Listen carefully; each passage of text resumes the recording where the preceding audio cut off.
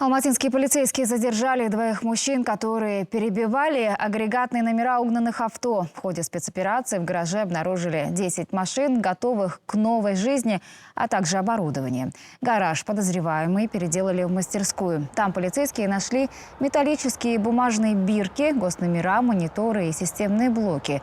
И главное, 2 лазерных маркировочных станка. Их использовали для перебивки номеров. 38-летний арендатор помещения уже дал признательные показания. Помогал ему 20-летний родственник. Сейчас следователи активно работают. Им предстоит установить авто, на которых уже изменены идентификационные номера.